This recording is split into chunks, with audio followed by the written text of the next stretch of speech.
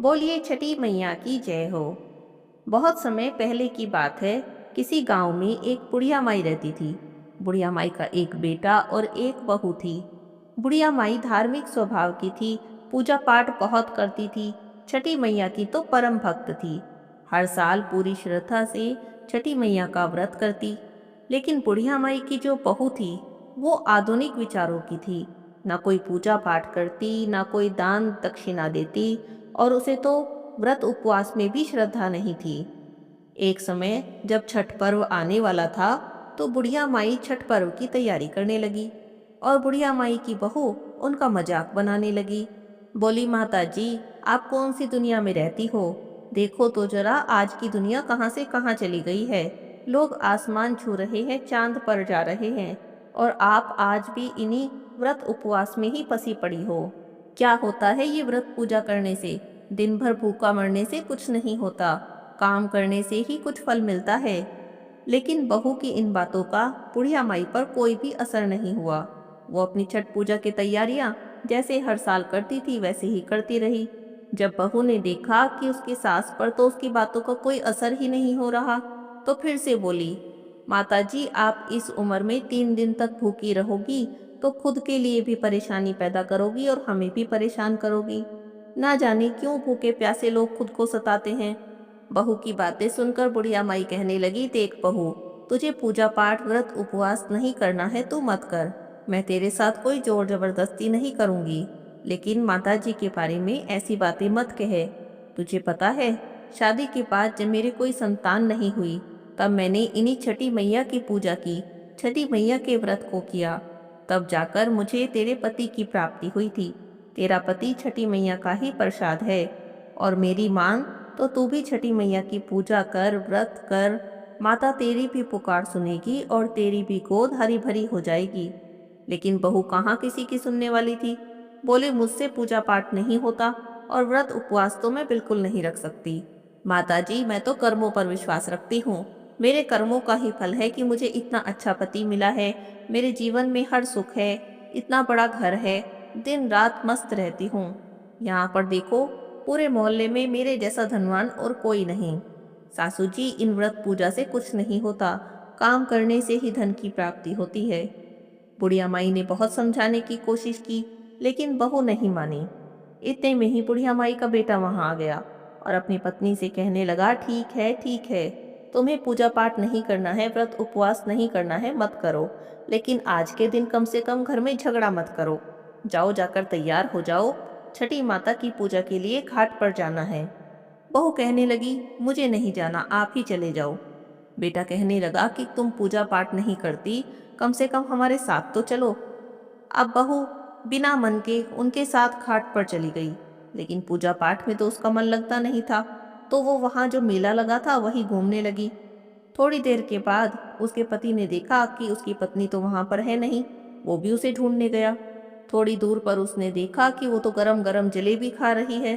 तो उसका पति बोला, अरे, तुम यहाँ तक आ ही गई हो तो कम से कम माँ के पास बैठ तो जाओ, कम से कम पूजा में तो शामिल हो सकती हो। वो बोली, मैंने आपसे पहले ही कहा था मैं नहीं चलती हूँ। पूजा पाठ में मेरा मन नहीं लगता है। अब मैं आपके साथ आ गई हूँ तो मुझे मेला घूमने दीजिए, और ये पूजा पाठ आप ही कर लो अपनी माँ के साथ। उसका पति वहां से चला गया।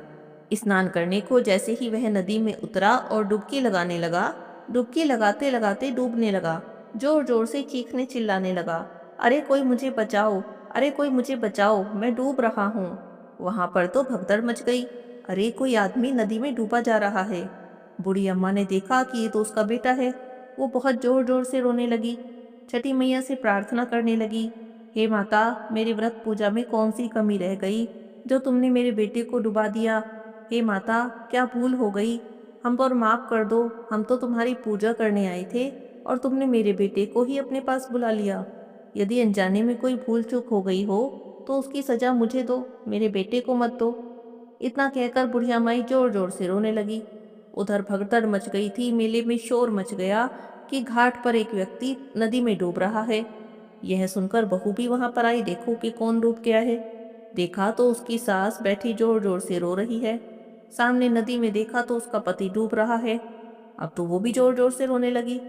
और बुढ़िया माई को डांटती हुई बोली, मैंने पहले कहा था ये छठवट के चक्कर में मत पड़ो, घाट पर मत चलो, ये सब ढोंग है, अंधविश्वास है, दिखावा है। आज देखो तो सही, आपकी पूजा पाठ के चक्कर में मेरा पति डूब रहा है।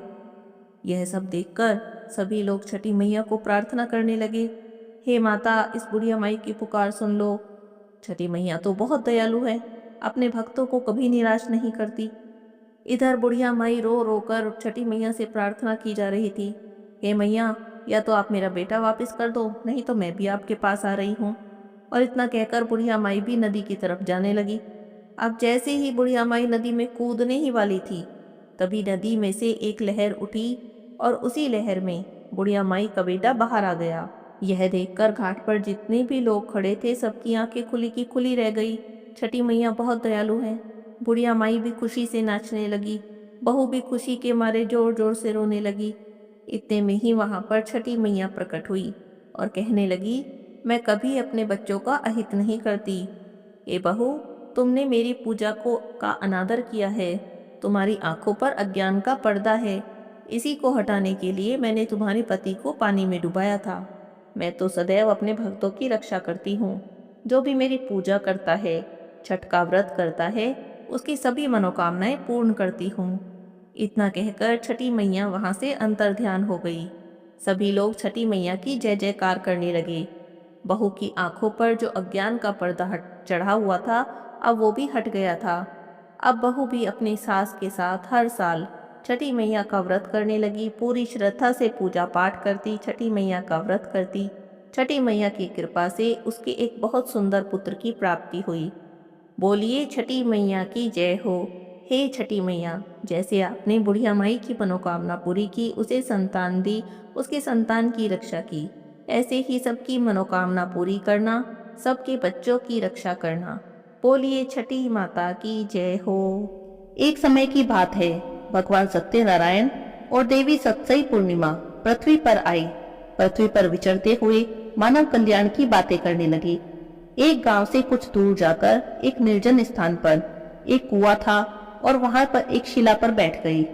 संसार की कल्याण की बातें करने में इतने तल्लीन हो गए कि उन्हें समय का आभास ही नहीं रहा। तभी उन्हें पास ही में एक नारी का दुखी और रोने का स्वर सुनाई दिया। वह रोते रोते कह रही थी, हे ईश्वर, मेरी रक्षा करो, मैं बहुत दुखी हूँ, विपदाओं की मारी हूँ, मेरी रक्षा करो। हे ईश्वर, मेरी सहायता करो। इतनी करुण पुकार सुनकर उन दोनों को समय का आभास हुआ। वे सोचने लगे कि हमें यहाँ पर आए बड़ा समय बीत चुका है। तभी वे वहां से उठ खड़े हुए। अभी वे उठे ही थे कि जिस शिला पर वे बैठे थे और संसार की कल्याण की बातें कर रहे थे, वह शिला तेजस्वी स्वरूप होकर चमकने लगी। ये देखकर देवी पूर्णिमा ने कहा कि ये पत्थर की शिला पूर्णिमा के दिवस यानी पूर्णिमा के वार के दिन जन कल्याण करने में समर्थ हो गई है।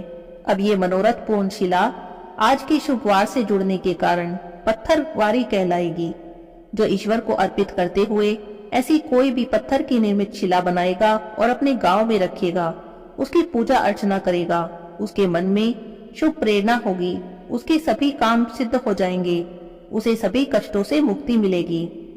यह वचन कहकर भगवान सत्यनारायण उस नारी को खोजने चले जिसका करुण पुकार उन्हें सुनाई दी थी। थोड़ी दूर जाने पर उन्हें एक रोती बिलखती स्त्री दिखाई दी। वह बहुत दुखी दिखाई दे रही थी। भगवान सत्यनारायण ने उससे पूछा कि तुम कौन हो और इतनी दुखी अवस्था में यहाँ पर क्यों बैठी हो।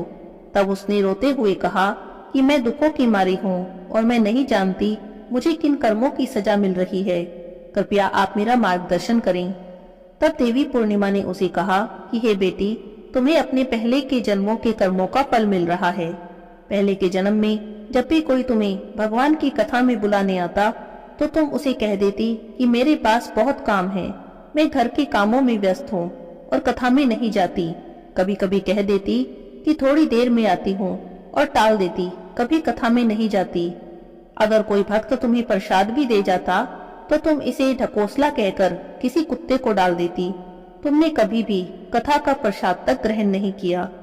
घर आए भिखारी कोई कितना ही मांगे पर उसे जवाब तक नहीं देती थी। वो बेचारा आवाज लगाता रहता और थककर चला जाता, लेकिन तुम घर के कामों में लगी रहती और उसकी उपेक्षा करती।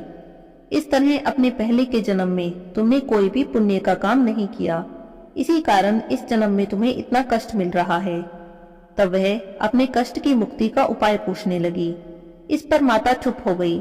तब उसने बार बार प्रार्थना करके अपने कष्टों की मुक्ति का उपाय पूछा। तब माता बोली कि तुम इस स्थान पर, जिस पत्थर की शिला के पास बैठी हो, इसी स्थान पर रोज आना, तुमसे जो बन पड़े भोग लगाना और अपने बच्चों में प्रसाद के रूप में बांट देना, तो तुम्हारा पुण्य बढ़ता जाएगा और तुम पर कृपा होगी। तुम्हारे सभी दुख और कलेश दूर हो जाएंगे। इतना कहकर भगवान सत्यनारायण और देवी पूर्णिमा वहां से अंतर्ध्यान हो गई। उस स्त्री ने देवी की कहे अनुसार वैसा ही किया। अपने घर गई और घर से गुड़ और जल लाकर यहाँ पर रखी शिला पर चढ़ाया और बचे प्रसाद को घर में अपने बच्चों में, पति में और सास ससुर में बांट दिया। वह इसी तरह रोज करने लगी।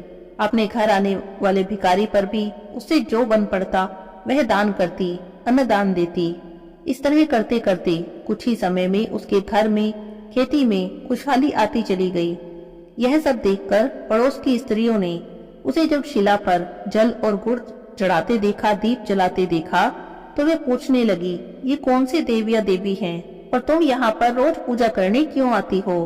तब वह कहने लगी कि ये पथवारी माता है। इनकी पूजा करने से सभी दुख और कष्ट दूर हो जाते हैं और घर में सुख संपत्ति आती है। यह सब जानकर वे स्त्रियां भी पत्थर की शिला पर अपनी शक्ति के अनुसार पूजा करने लगी, प्रसाद बनाकर चढ़ाने लगी, जिसके फलस्वरूप सभी पर पथवारी माता की कृपा हुई। धीरे धीरे जब सभी के रिश्तेदार भी ये सब देखने लगे तो पथवारी देवी की महिमा प्रचारित होने लगी। फिर सब जगह पर पथवारी माता की पूजा होने लगी। देखा देखी दूसरे गांव के लोग भी अपने गांव से पत्थर लाकर पथवारी माता की शिला से छुआकर अपने गांव के चौराहों पर स्थापित करने लगे, ताकि आते जाते सदा ही पथवारी माता के दर्शन होते रहें। जब भी किसी यात्रा पर जाते तो पथवारी माता का आशीर्वाद लेकर जाते, ताकि उनकी यात्रा मंगलमय हो और उन्हें शुभ फल की प्राप्ति हो। हे पथवारी माता, सभी पर अपनी कृपा बनाए रखना, सभी को कष्टों से मुक्ति देना, सभी के घर में सुख संपत्ति देना। बोलिए पथवारी माता की जय हो। बोलिए सूर्य नारायण भगवान की जय हो। बहुत समय पहले की बात है। किसी गांव में एक बुढ़िया माई रहती थी। बुढ़िया माई भगवान सूर्य नारायण की भक्त थी। हर रविवार को भगवान सूर्य नारायण की पूजा करती, रविवार का व्रत करती। रविवार के दिन सूर्योदय से पहले ही उठ जाती और स्नान करती। अपने आंगन को अच्छी तरह से गाय के गोबर से लीपती, साफ करती। उसके बाद भगवान सूर्य नारायण की पूजा करते हुए रविवार की व्रत कथा सुनती, सूर्य भगवान को भोग लगाती और फिर शाम के समय एक समय भोजन करती। सूर्य भगवान बुढ़िया माई की भक्ति से बहुत प्रसन्न थे। सूर्य भगवान की कृपा से बुढ़िया माई को कोई चिंता नहीं थी, कोई कष्ट भी नहीं था। धीरे धीरे सूर्य नारायण भगवान की कृपा से बुढ़िया माई का घर भी धन और धान्य से भरने लगा। बुढ़िया माई सुखी होने लगी। लेकिन जब कोई सुखी होता है तो पड़ोसी जलने लगते हैं। बुढ़िया माई के घर में सब तरह की सुख सुविधाएं देखकर पड़ोसन उससे जलने लग गई। पड़ोसन ने सोचा कि बुढ़िया माई के घर में कोई भी नहीं है, कोई खाने कमाने वाला नहीं है, फिर भी बुढ़िया के पास सारी तरह की सुख सुविधाएं हैं। एक हम देखो, सारा दिन काम करते रहते हैं, फिर भी दो दो पैसे के लिए तरसते रहते हैं। बुढ़िया माई के पास खुद की कोई गाय नहीं थी, इसीलिए रविवार के दिन जब भी बुढ़िया माई पूजा करने के लिए आंगन लीपती तो पड़ोसन की गाय से गोबर लाती। तो एक दिन पड़ोसन ने सोचा, अगर मैं अपनी गाय अंदर बांध लूं तो बुढ़िया माई को गोबर नहीं मिलेगा, फिर देखती हूँ कैसे पूजा करेगी। ऐसा सोचकर पड़ोसन ने अपनी गाय को घर के अंदर बांध लिया। रविवार का दिन आया, बुढ़िया माई गोबर लेने गई तो देखा वहां पर गाय तो है ही नहीं। उसने पड़ोसन का दरवाजा खटखटाया। पड़ोसन घर में ही थी, लेकिन कुछ भी नहीं बोली। बुढ़िया माई को उस दिन गोबर नहीं मिला। गोबर न मिलने से बुढ़िया माई आंगन नहीं लीप सकी और आंगन न लीप पाने के कारण बुढ़िया माई ने कुछ भी नहीं किया, ना पूजा की, ना सूर्य भगवान को भोग लगाया और ना ही खुद भोजन किया। ऐसे ही भूखी प्यासी सो गई। सूर्य नारायण भगवान ने बुढ़िया माई को कष्ट में देखा तो सोचने लगे कि मुझे बुढ़िया माई के इस कष्ट को दूर करना चाहिए, नहीं तो मेरी पूजा कौन करेगा। बुढ़िया माई के सपने में भगवान सूर्य नारायण आए और कहने लगे, क्या बात है बुढ़िया माई, आज भोजन क्यों नहीं किया? ऐसी भूखी प्यासी क्यों पड़ी है। तब बुढ़िया माई कहने लगी, हे भगवान, आपको तो पता ही है मेरे रविवार की व्रत का नियम है। गाय का गोबर लाती हूँ, आंगन लीपती हूँ, फिर पूजा करती हूँ। आज मुझे गाय का गोबर नहीं मिला तो मेरा आंगन नहीं लिपा, ना ही मैंने पूजा की। पूजा नहीं की तो भोग भी नहीं लगाया, और भोग लगाए बिना भगवान मैं भोजन कैसे कर लेती। इसीलिए भूखी प्यासी पड़ी हूँ। अब सूर्य नारायण भगवान बुढ़िया माई से बोले कि बुढ़िया माई, अब तो किसी बात की चिंता मत कर। देख जरा अपने आंगन में देख, तेरी गोरी गाय और गोरा बछड़ा बंधे हुए हैं। अब बुढ़िया माई सुबह उठी तो बुढ़िया माई के आंगन में गोरी गोरी गाय और गोरा गोरा बछड़ा बंधे थे। यह देखकर बुढ़िया माई तो बहुत खुश हो गई। उसने जल्दी से चारा लाया, गाय को खिलाया। उसके बाद बुढ़िया माई अपने घर के काम में लग गई। पड़ोसन ने बुढ़िया माई के आंगन में बंधी हुई सुंदर गाय और बछड़े को देखा तो वो तो जल भुन गई। तभी गाय ने सोने का गोबर कर दिया। सोने का गोबर देखते ही तो पड़ोसन बड़ी हैरान हुई। उसने बुढ़िया माई को कुछ नहीं बताया। देखा कि बुढ़िया माई आसपास कहीं है नहीं, तो उसने सोने का गोबर उठा लिया, उसे अपने घर में ले गई और अपनी गाय का गोबर लाकर गाय के पास रख दिया। सोने के गोबर से पड़ोसन थोड़े ही दिनों में बड़ी धनवान होने लगी, क्योंकि वो रोज सोने का गोबर उठा कर ले जाती। अब बुढ़िया माई रोज अपनी गाय के गोबर से आंगन लीपती, सूर्य नारायण भगवान की पूजा करती और व्रत करती। इससे बुढ़िया माई भी बड़ी प्रसन्न रहने लगी थी। बुढ़िया माई को सोने के गोबर के बारे में कुछ पता ही नहीं था। वो तो पहले की तरह बस रविवार को भगवान सूर्य नारायण का व्रत करती और कथा सुनती। उधर सूर्य नारायण भगवान ने सोचा कि मैंने बुढ़िया माई को धन दिया, लेकिन बुढ़िया माई को तो लेना ही नहीं आया। उन्हें पड़ोसन की चालाकी का भी पता था। तो सूर्य नारायण भगवान ने अपनी माया फैला दी और तेज आंधी तूफान चला दिए। तेज आंधी तूफान देखकर बुढ़िया माई ने गाय अपने घर के अंदर बांध ली। अब अपने घर के अंदर बांध ली तो गाय ने सोने का गोबर करा। बुढ़िया माई ने सोने का गोबर देखा तो बड़ी हैरान हुई। उस दिन से बुढ़िया माई गाय को अपने घर के अंदर बांधने लगी। सोने के गोबर से बुढ़िया माई भी कुछ ही दिनों में बड़ी धनवान होने लगी।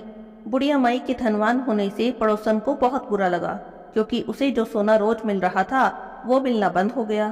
तो उसने अपने पति को समझा बुझाकर उस नगर के राजा के पास भेज दिया और कहलवा दिया कि बुढ़िया माई की गाय तो सोने का गोबर करती है, ऐसी गाय तो राजा महाराजा के यहाँ होनी चाहिए। तब उसके पति ने जाकर राजा के कान भर दिए, राजा से चुगली कर दी। राजा ने कहा कि जब तक मैं देख नहीं लूंगा मानूंगा नहीं। राजा ने वहां पर अपने सिपाहियों का पहरा लगा दिया। सिपाही छिपकर बैठ गए। जब गाय ने सोने का गोबर करा तो उन्होंने राजा को बताया कि हाँ, सच में बुढ़िया माई की गाय तो सोने का गोबर करती है। यह बात सुनकर राजा बड़ा हैरान हो गया। उसे बड़ी खुशी हुई। अगर ये गाय हमारे महल में आ जाए तो हमारे तो खजाने भर जाएंगे। तो उसने सिपाहियों को भेजा, जाओ बुढ़िया माई की गाय और बछड़े को लेकर आओ। रविवार का दिन था। बुढ़िया माई सूर्य भगवान की पूजा कर रही थी। पूजा करके उसने भगवान को भोग लगाया और अभी वो भोजन करने बैठी ही थी कि इतने में ही राजा के सिपाही आ गए और गाय और बछड़ा मांगने लगे। बुढ़िया माई रोने लगी, गिड़गिड़ाने लगी, यह गाय तो मुझे सूर्य नारायण भगवान ने दी है, इसे मत लेकर जाओ। ये तो सूर्य नारायण भगवान का प्रसाद है। लेकिन वे नहीं माने। उन पर तो राजाज्ञा थी, वे कैसे मान जाते। वे तो बुढ़िया माई की गाय और बछड़ा लेकर चल दिए। उधर महल में राजा अपने ही सपनों में खोया हुआ था। सोने का गोबर करने वाली गाय मेरे महल में आ जाएगी तो मेरे तो खजाने भर जाएंगे। उसने महल में पूरी तैयारी करवा दी, गलीचे बिछवा दिए। गाय आएगी तो सोने का गोबर करेगी। लेकिन गाय ने तो पूरा महल गोबर गोबर से भर दिया। पूरे महल में दुर्गंध फैल गई, चारों तरफ से बदबू आने लगी। अब तो राजा को बड़ा गुस्सा आया। उसने बुढ़िया माई को अपने महल में बुलवाया और पूछा, ये क्या जादू टोना है? तेरे घर में रहती है तो गाय सोने का गोबर करती है और हमारे घर में सारे में बदबू फैलाती। अब बुढ़िया माई कहने लगी, राजा जी, मैं तो कुछ भी नहीं जानती। मेरा तो रविवार व्रत का नियम है। रविवार के दिन आंगन को गाय के गोबर से लीपती हूँ, फिर पूजा करती हूँ। सूर्य नारायण भगवान को भोग लगाती हूँ, फिर भोजन करती हूँ। पड़ोसन के यहाँ से गाय का गोबर लाती थी। एक दिन पड़ोसन ने गाय अंदर बांध ली तो मुझे गोबर नहीं मिला। न मैंने आंगन लिपा, न पूजा करी, न व्रत करा, न खाया पिया। सूर्य भगवान को पता चला तो उन्होंने मुझे गोरी गाय और गोरा बछड़ा दिए थे कि इससे तुम आंगन लीपना और पूजा करना। इससे ज्यादा तो मैं कुछ भी नहीं जानती। तभी आकाशवाणी होने लगी, हे राजा, बुढ़िया माई की गाय और बछड़ा तुरंत लौटा दो, नहीं तो तुम पर विपत्तियों का पहाड़ टूट पड़ेगा, तुम्हारा सारा राज्य नष्ट हो जाएगा। इस आकाशवाणी को सुनकर राजा को बड़ा भय हुआ। उसने बुढ़िया माई की गाय और बछड़ा दोनों लौटा दिए। बहुत सारा धन देकर बुढ़िया माई से अपनी गलती के लिए क्षमापी मांगी। राजा ने पड़ोसन और उसके पति को उसकी दुष्टता के लिए बहुत दंड भी दिया और पूरे राज्य में घोषणा करा दी कि सभी स्त्री पुरुष रविवार का व्रत किया करें। रविवार के दिन सूर्य नारायण भगवान की पूजा किया करें। रविवार का व्रत और सूर्य नारायण भगवान की पूजा करने से उस राज्य के सभी लोगों के घर धन धान्य से भर गए और राज्य में चारों ओर खुशहाली छा गई। हे सूर्य नारायण भगवान, जैसे आपने बुढ़िया माई पर कृपा की, वैसे ही रविवार का व्रत करने वाले, रविवार व्रत की इस कहानी को सुनने वाले, कहते सुनते सभी पर अपनी कृपा बनाए रखना और सभी की मनोकामना पूरी करना। बोलिए सूर्य नारायण भगवान की जय हो। तपसी लपसी की कहानी। एक तपसी था और एक लपसी था। दोनों आपस में मित्र थे। तपसी तो सदा भगवान की सेवा करता, उनकी पूजा करता और रोज तपस्या करता। लपसी को पूजा पाठ नहीं आता था। वो रोज सवा सेर की लापसी बनाता, भगवान को भोग लगाता, घंटी बजाता, जीम कर चद्दर तान कर सो जाता। एक दिन की बात है, दोनों दोस्तों में बहस छिड़ गई कि कौन भगवान का सबसे बड़ा भक्त है। तो तपसी ने कहा कि मैं बड़ा भक्त हूँ और लपसी कहने लगा कि नहीं, भगवान का सबसे बड़ा भक्त तो मैं ही हूँ। लपसी बोला कि तुम भक्त कैसे हुए? मैं तो सारा दिन भगवान की भक्ति करता हूँ, पूजा करता हूँ, भगवान की तपस्या करता हूँ, तो मैं बड़ा भक्त हूँ। तुम क्या करते हो? तुम तो बस भगवान को भोग लगाते हो और जीम कर चद्दर तान कर सो जाते हो। दोनों लड़ रहे थे। उसी समय नारद मुनि पृथ्वी पर घूमने के लिए आए। उन्होंने तपसी और लपसी को आपस में लड़ते झगड़ते देखा तो उनके लड़ने का कारण पूछने लगे। तब दोनों ने नारद मुनि को प्रणाम किया और अपनी अपनी समस्या बताई। तपसी कहने लगा कि नारद मुनि जी, मैं तो हमेशा भगवान की भक्ति करता हूँ, तपस्या करता हूँ, लेकिन लपसी कह रहा है कि भगवान का सबसे बड़ा भक्त वो ही है। तब लपसी बोला, नारद मुनि जी, मैं भगवान की पूजा पाठ की विधि नहीं जानता, मंत्र जाप की विधि भी नहीं जानता। बस मुझे तो इतना पता है कि सच्चे मन से सबकी सेवा करो, उसी से भगवान प्रसन्न हो जाते हैं। तो मैं तो भगवान को रोज सवा सेर की लापसी बनाता हूँ, भोग लगाता हूँ और जीम कर सो जाता हूँ। मुझसे जितना हो सकता है सबकी सेवा करता हूँ और मदद करता हूँ, और मुझे लगता है कि प्राणी मात्र की सेवा करना ही भगवान की सच्ची भक्ति है। इसीलिए मैं अपने आप को भगवान का सच्चा और सबसे बड़ा भक्त मानता हूँ। तपसी और लपसी की बातें सुनकर नारद मुनि कुछ देर के लिए सोच में पड़ गए। फिर कुछ देर बाद कहने लगे कि तुम दोनों आपस में मत लड़ो। तुम दोनों में से कौन भगवान का सबसे बड़ा भक्त है, यह बात मैं सिद्ध कर दूंगा, लेकिन इस बात का फैसला मैं कल करूंगा। दोनों को नारद मुनि की बातों पर विश्वास था, इसीलिए दोनों प्रसन्न मन से अपने अपने घर चले गए। अगले दिन जब तपसी सुबह सुबह नदी पर स्नान करने के लिए जाने लगा तो नारद मुनि ने उसके रास्ते में 1.25 करोड़ की एक अंगूठी रख दी। तपसी ने वह अंगूठी देखी तो उसने सोचा, ये तो बड़ी कीमती अंगूठी है, लगता है किसी की गिर गई है। उसने अंगूठी उठाकर देखा तो देखा वो तो बहुत महंगी थी, करोड़ों की अंगूठी थी। बस तपसी के मन में लालच आ गया। उसने सोचा कि इस अंगूठी को बेचकर मुझे बहुत सारे पैसे मिलेंगे, उससे मैं बहुत बड़े बड़े यज्ञ करूंगा, मंदिर बनवाऊंगा और भगवान की खूब भक्ति करूंगा और अपने आप को भगवान का सबसे बड़ा भक्त सिद्ध कर दूंगा। बस इसी लालच के कारण उसने वह अंगूठी अपने ही पास रख ली और जब नहा धोकर तपस्या करने बैठा तो पैर के नीचे अंगूठी दबा कर बैठ गया। उधर लपसी ने रोज की तरह 1.25 सेर की लापसी बनाई और वह भगवान को भोग लगाने के लिए जाने लगा। तब नारद मुनि ने उसके रास्ते में भी बिल्कुल वैसे ही 1.25 करोड़ की एक अंगूठी रख दी। लपसी ने भी अंगूठी को देखा, उठाकर सोचने लगा, अरे ये तो बड़ी कीमती अंगूठी है, लगता है किसी की गिर गई। जिसकी गिरी है उसे कितना दुख हो रहा होगा। उसने अंगूठी उठाई और भगवान के मंदिर में चला गया। मंदिर में जाकर उसने भगवान को लापसी का भोग लगाया और उसके बाद वह अंगूठी भगवान के ही चरणों में रख दी। उसने सोचा कि जिसकी भी अंगूठी गिरी होगी वो भगवान से प्रार्थना करने के लिए मंदिर में तो जरूर आएगा, तो उसे अपनी अंगूठी यहीं पर मिल जाएगी। और ऐसा करने के बाद भगवान को भोग लगाकर लापसी जीम कर वो तो चद्दर तान कर सो गया। शाम हुई तो तपसी लपसी फिर से मिले। तभी वहां पर नारद जी आ गए। तो दोनों नारद जी से पूछने लगे, कहिए नारद जी, हम दोनों में से भगवान का सबसे बड़ा भक्त कौन है? तब नारद जी बोले कि तुम दोनों में से सबसे बड़ा भगवान का भक्त तो लपसी है।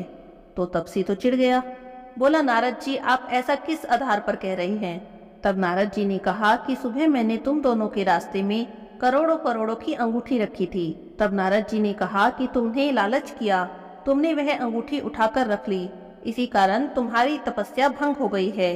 और लपसी ने लालच नहीं किया, उसने वह अंगूठी भगवान के चरणों में चढ़ा दी, इस विचार के साथ कि जिसकी अंगूठी होगी वह यहाँ से उठाकर ले जाएगा।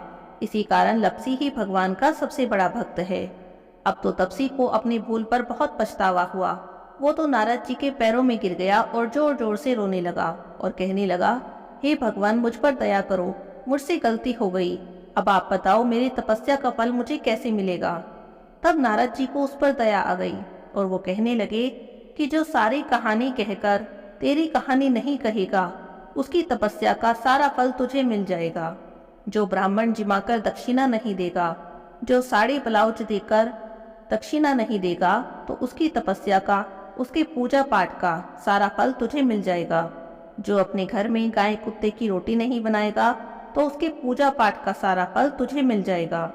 दीपक जलाकर हाथ नहीं जोड़ेगा, दीपक से दीपक जलाएगा, तो उसकी तपस्या का सारा फल तुझे मिल जाएगा। और इतना कहकर नारद जी वहां से अंतर्ध्यान हो गए। इसीलिए हर कथा कहानी के साथ तपसी लपसी की कहानी कही जाती है, वरना किसी भी कथा कहानी का फल नहीं मिलता। बोलिए तपसी लपसी की जय हो। तुलसी महारानी की आरती।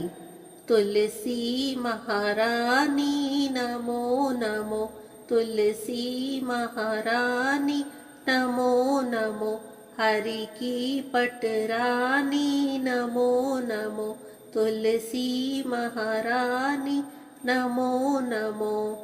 धन तुलसी पूरण तप कीनो, शालिग्राम बनी पटरानी नमो नमो, तुलसी महारानी नमो नमो।